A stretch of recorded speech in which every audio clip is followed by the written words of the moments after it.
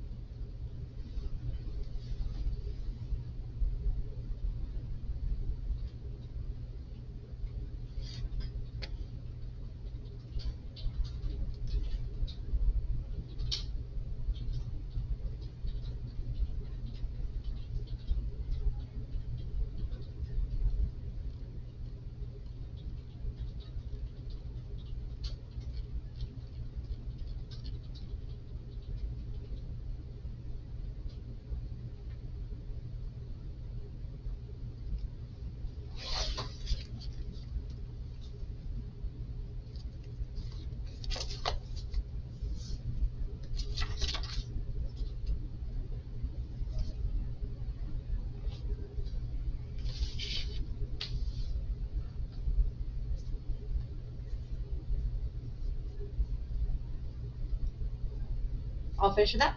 Mm-hmm. So the first one, Florida, here we come.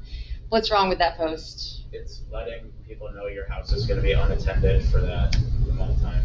Absolutely. I panic a little bit letting the person who mows my lawn know that my house is going to be unattended.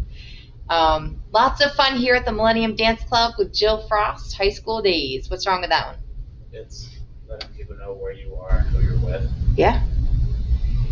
What's wrong with the picture of the puppy?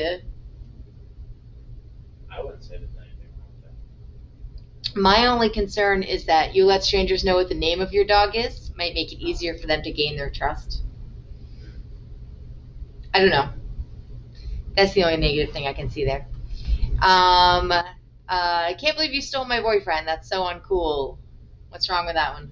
It's throwing shade on someone else's name, and they can use it against that person. Yeah, absolutely. Creating that drama. How about congratulations, Amanda, best wedding ever? I don't see anything wrong with My only concern would be that that. Amanda. strangers now know that Amanda just got married and probably has a lot of monetary gifts. Trouble in Paradise, Nothing Lasts Forever, saw that coming. I guess, I don't know. Is that a picture of them? Is that what they're supposed to I think that is. I think it's supposed to be a picture of them. Oh, then it's letting people know about your personal information. And Yeah. just, More of that drama, right? yeah. So question on number 4, what are actions that I might take on social media that could jeopardize my safety and the safety of my friends and family? What are some things you can think of that you've posted that might jeopardize your safety that you wouldn't have thought of at the time? Like layout of my house. Mhm. Like I'll take a picture of my dogs laying on a couch, and then you can see the screen door behind it and another screen door. Yeah, absolutely. Absolutely. And things that you don't even think about, right? Like the pictures of your house. I took a picture, I know what it was. When we were quarantined and we were live streaming from my house, Mr. Mackey had said something about taking a picture of us live streaming from the house. And I was like, I don't think that's a good idea because then everybody's going to know what kind of tech is in my home. Like how much tech is in my home. And I saw where he was coming from, like, touting to the public that, hey, we're quarantined, but we're doing the best we can as teachers. But it was just a little shady when we started to think about it. Are there any actions that you take on social media that could be considered unethical or unkind? Have you ever said anything or done anything and then thought maybe I shouldn't have done that? Yeah. I think we all In have. some situations. Yeah. Okay, we're going to skip down to number 7. So it says click the profile menu bar option to access the user's profile page. So over here on the top right, we're going to click on profile. Review the profile page and the names of the links under more information sidebar. They're not active links. Identify safety concerns and explain your thinking. So what on this very first page, as soon as we click on it, what information here should we not have on our social media pages? I first see actual profile thing. Oh. I have to put it back up again.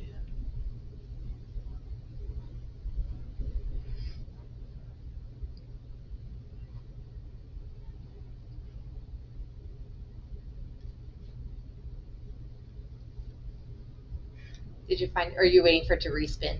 Yeah, you can go on. I'll take it. We just used my screen up here too. Yeah. So what's here on her page that we might not want to have up here? Where you live, where you go to school. Yeah. What you like to do, what your phone number is, and what your birthday is. Right, none of that stuff, right? And as we click over here, they said these aren't live links, but these links in general, maybe not things that we want to share with the world, right? It says click the settings menu option and I can't speak. It didn't even make me wait the 4 minutes. It just. Well, that's good. Up there. So then from there, you were going to that activities folder and A113 homepage. Yep, it's on the breakup Awesome. picture. So we're going to go here where it says settings on the top right. Do I need to minimize it or bigifies it? I don't see what you're saying. Scroll all the way up to the top of that profile. Oh, got it. Find it. Okay. So here, these are the settings. I mean, we all have our social media settings. Some of them are probably good. Some of them probably aren't as happy, right? So she has her name, her username, her email, time zone. I was wondering if it was going to let me edit these, but apparently no. And we can see in here, if we click over here on security, privacy, let's go to privacy settings. That's kind of what we want to see. So who sees your posts? Friends. That's good. It's not just public, right? Review posts you are tagged in before adding them to your timeline. Yes, because you want people to post things with you that you don't want posted. And who sees those? Just your friends. Public posts, who can comment on your public post? Only friends. Who can follow you? Only friends. Who can request to connect to you? Everyone. Who can see your friends list? Look you up using your email address, phone number. Okay. Lots of different settings there to look at and to think about.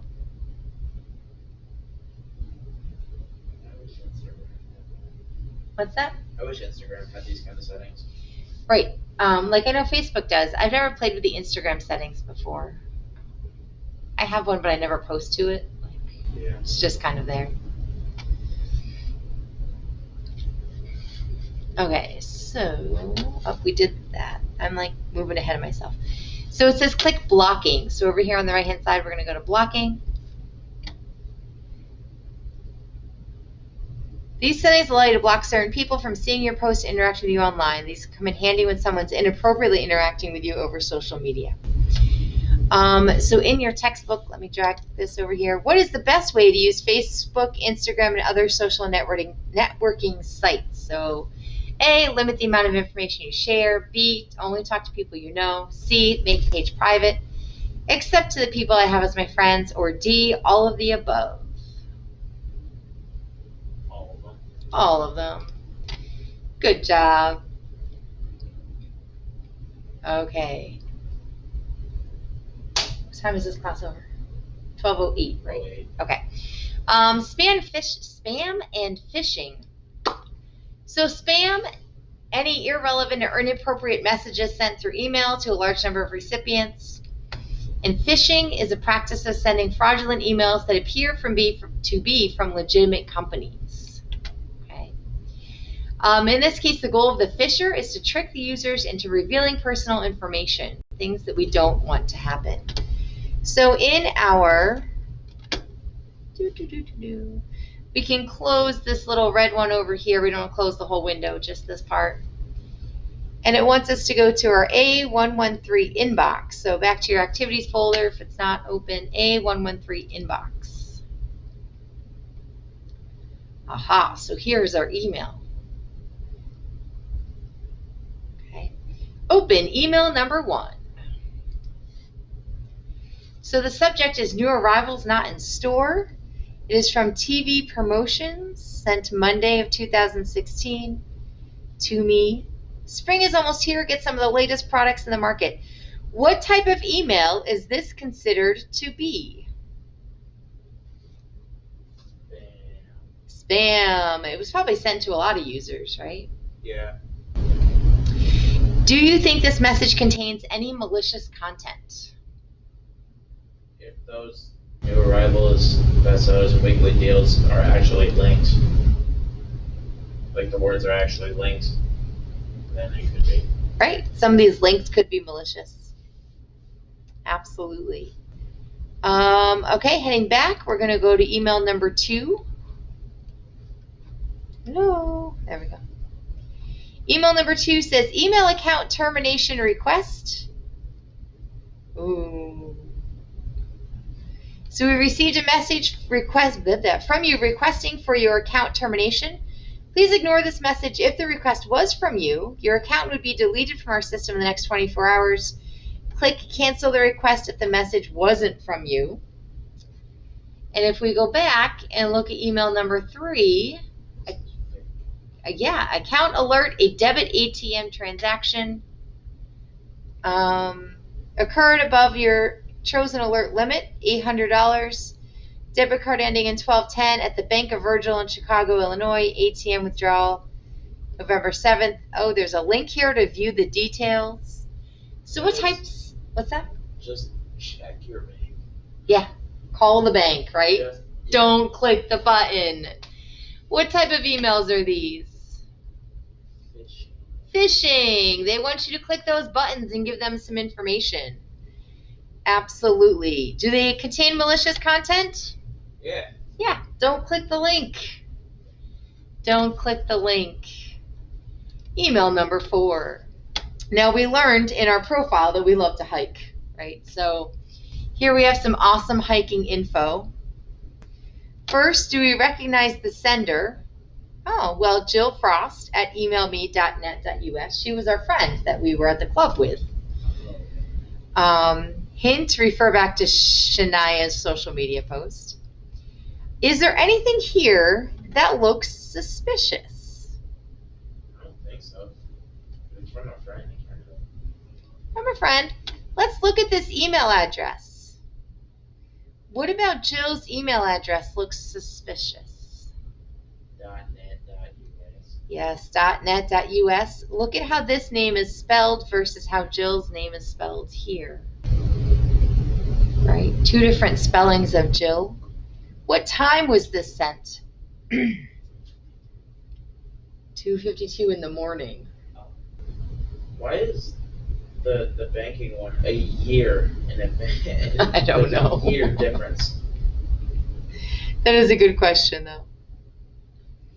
So a little suspicious on a couple places.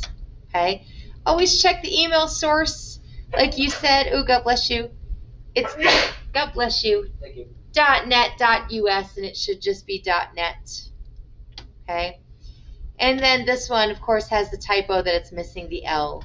Okay. Paying close attention to those. So if we scroll down, it says click here to shop these amazing deals. What's going to happen if we click on that link? There's a big blue thing. You've already clicked on it, huh? Yeah, and it's malicious. Yes, it took us to a malicious site. Avoid clicking hyperlinks in those suspicious emails.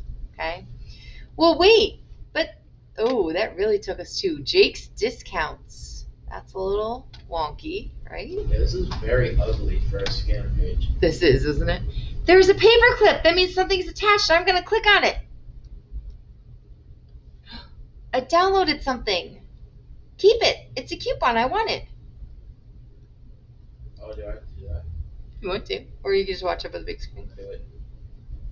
I'm gonna keep doing it. So, what happened? Oh.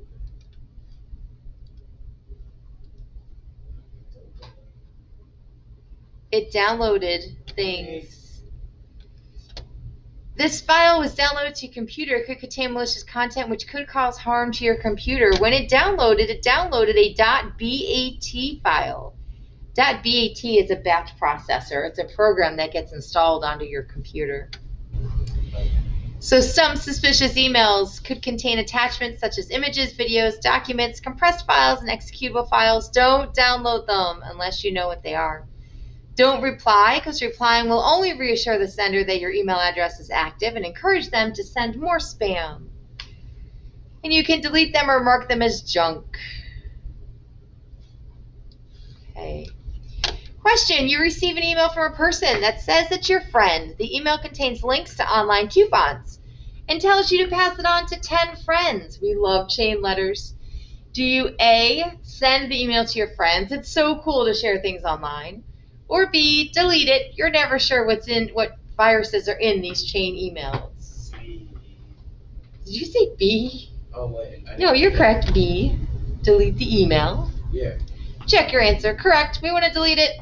Chain mail is not cool. If you do accidentally open a suspicious email, delete the email, exit your email application, delete any downloads, update your antivirus, which we're going to do in the next lesson. If the spam or phishing email was posing a legitimate site, for example, your bank, notify your organization that someone's attempting to spam or phish their customers. Awesome. Suspicious websites. What might give you a clue that a website is suspicious, is weird? Based on what, I don't know what they're called, the .com, .net, .org. The extensions. Yeah. The extension. So, examples of suspicious sites are sites that host pirated software, music, or movies. Sites that could download malware, which is software that's intended to harm your computer, or phishing sites. If we look at some of these examples, this is an example of the email. It says check your eligibility here. And when we click there, oh, here's some examples of some websites. So Google.com, yes. Google without the E.com, not good. So we have to watch the address, much like our email. PayPal is the same thing. Sometimes you'll see that .us thrown at the end. And we learned about not clicking that thing in your email, right? Okay. We're going to learn about some social engineering. Turn my speakers on here. See what our favorite lady has to teach us. Oh, different lady. As you've seen so far, it's important to keep your online presence. Has more energy than mine. Don't post personal information on social media, including information such as your phone number, home address, and your email. Don't share personal information or pictures of friends or family members without their consent, because whatever you post on the internet is there to stay.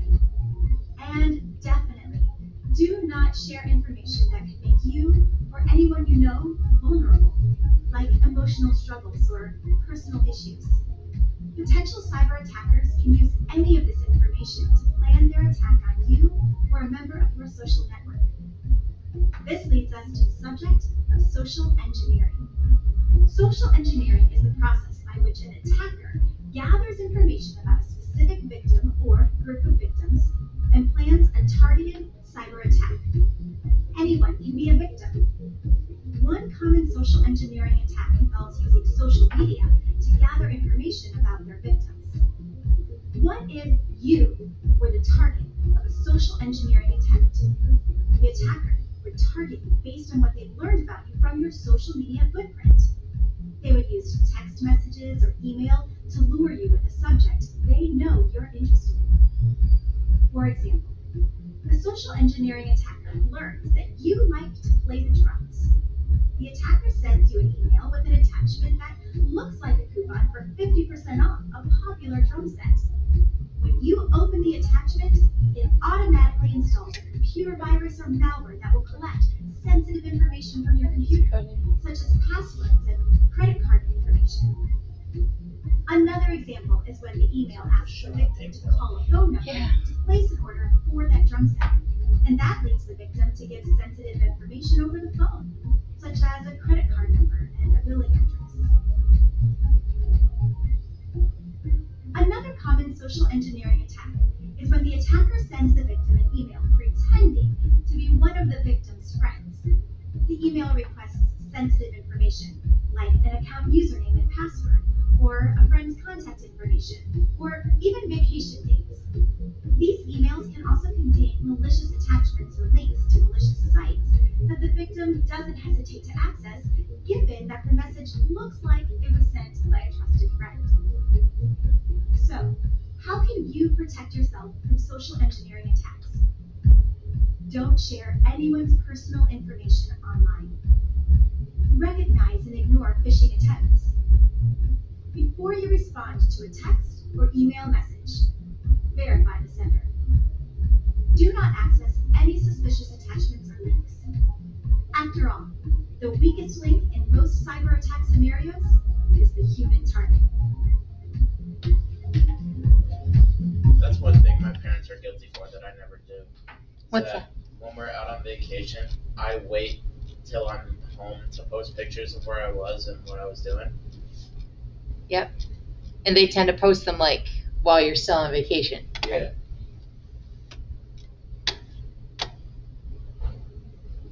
And that's hard to do sometimes. It's hard to like, okay, no, I have to wait until we're so used to sharing our lives like in the moment. And sometimes it's hard to wait, hard to remember to wait, right? Oh, and we can finish this all in one day. So risk assessment, a tool for evaluating the potential risks that may be involved in a system or a process, okay?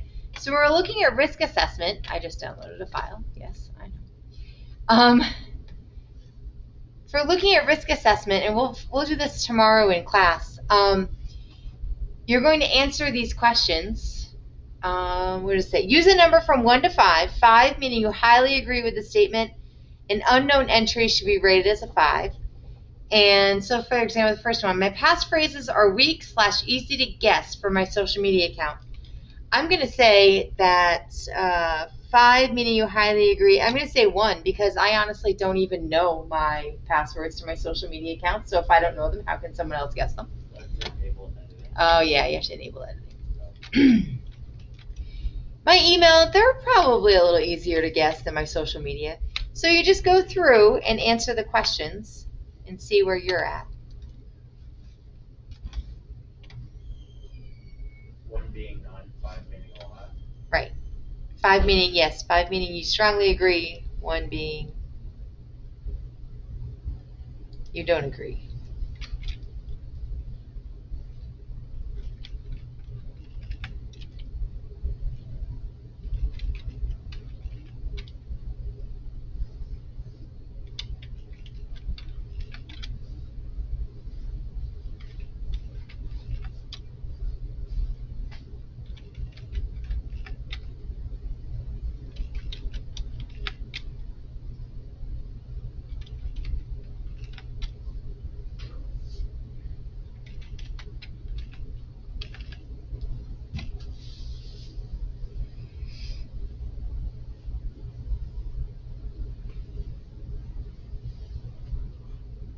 Oh, excuse me.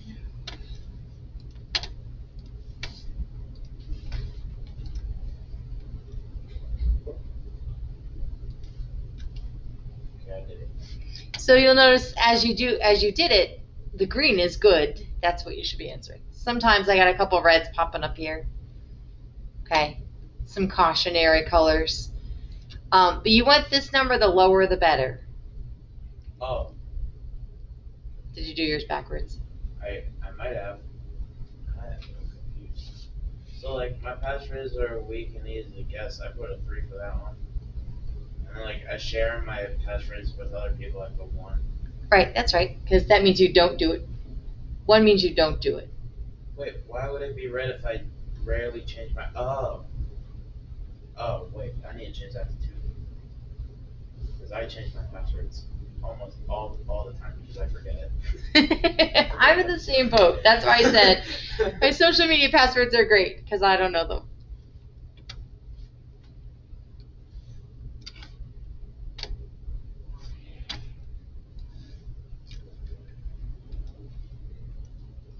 Really, so you can kind of see from this, where your vulnerability lies. Like mine lies in changing those passphrases. I don't ever do that. And I do share photos because that's how I know what's going on in other people's lives. Is they share photos with me, I share photos with them.